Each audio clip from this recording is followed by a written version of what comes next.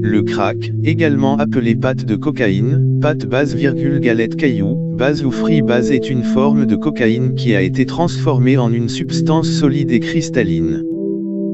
Le mot crack provient du bruit que fait la substance lorsqu'elle est chauffée et vaporisée. Le terme crack a été popularisé dans les années 1980 aux États-Unis, où il était couramment utilisé pour décrire une forme de cocaïne solide qui était facile à vaporiser et à inhaler. Cette présentation peu onéreuse se développe à partir des années 1970 d'abord au Pérou puis au Venezuela.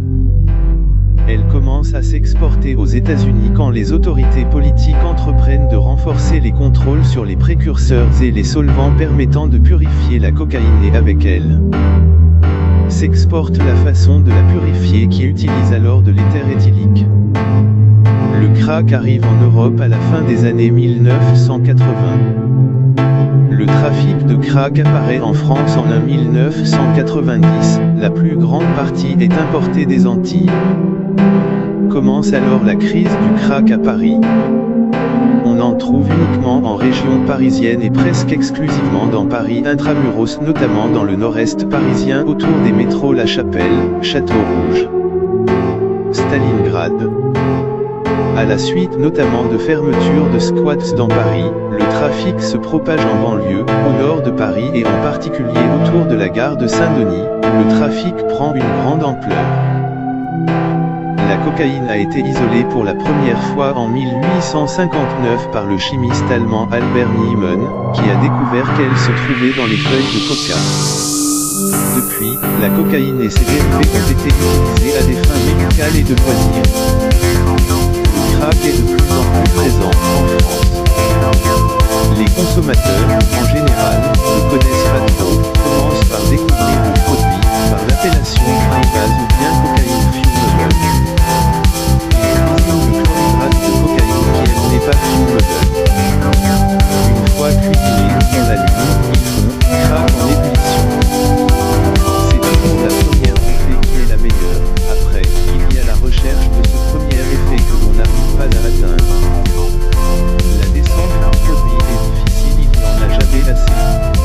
La cocaïne revient à 50 € à 80 € le gramme, et pour poids basé il reste 0,80 gr de produit en moyenne suivant la quantité et la pureté du produit. Le chlorhydrate de cocaïne peut être coupé avec de la lidocaïne, l'épanisol, phénacétine, l'hydroxyzine, certains amphétamines, l'hypropion sulfirate, caféine bêta-carbanique. Et moins souvent avec du sucre, doliprane en poudre de maternité. Le crack provoque des effets et des conséquences similaires à la cocaïne, mais plus violents, rapides et brefs. Il provoque une montée immédiate qui se caractérise par une forte stimulation mentale. Le son ou la musique peut provoquer des maux de tête et une impression de rêve qui s'achève à la descente et ne peut continuer qu'avec une nouvelle prise. Il est alors difficile de ne pas renouveler la prise. La descente est connue pour être délire, dépression, anxiété, épuisement, mal-être. Le crack est une substance qui contient 17 atomes de carbone, 21 atomes d'hydrogène, 4 atomes d'oxygène et un atome d'azote, c'est 17H21 méthane.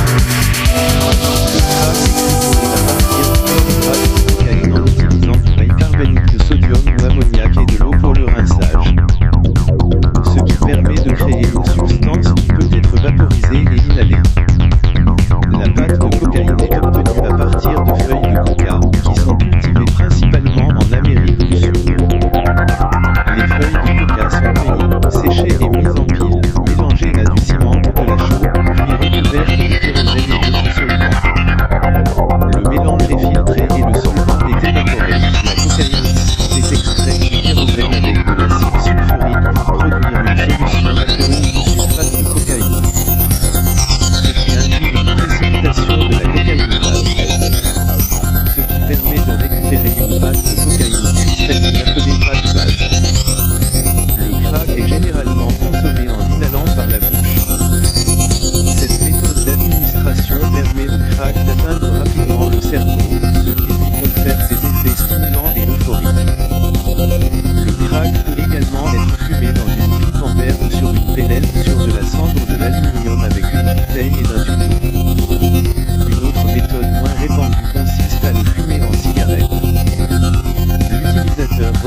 tabac jusqu'à la moitié de la cigarette, il introduit son caillou de crack, remplit sa cigarette avec du tabac et fume cette dernière. Parfois s'ajoute au crack et au tabac du cannabis. Le tout roulé en joint s'appelle un joint ou un placagène ou un crack surprise. Le crack peut également poser des problèmes de comportement et de cognition, ainsi que des problèmes de santé mentale. L'utilisation de crack est également illégale dans de nombreux pays. Il est important de respecter les lois et réglementations en vigueur dans votre pays et de traiter cette substance avec prudence. Il est important de noter que l'utilisation de la cocaïne est associée à de nombreux risques pour la santé, y compris la dépendance, les accidents vasculaires cérébraux et les problèmes cardiaques. Comme le chlorhydrate de cocaïne, la pâte de cocaïne est une substance psychoactive qui agit en inhibant la recapture de la dopamine, de la noradrénaline et de la sérotonine dans le cerveau.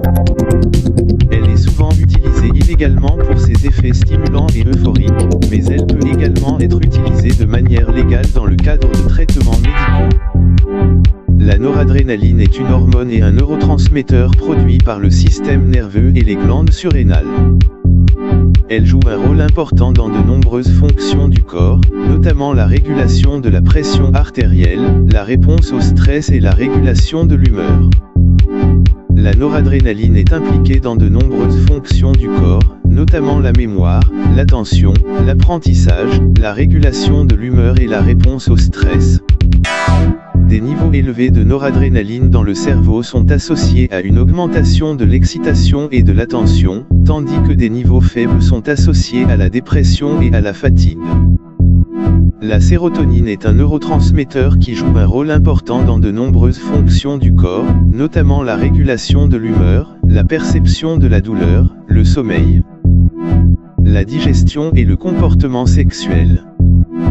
La sérotonine est impliquée dans de nombreuses fonctions du corps, notamment la régulation de l'humeur, la perception de la douleur, le sommeil et la digestion.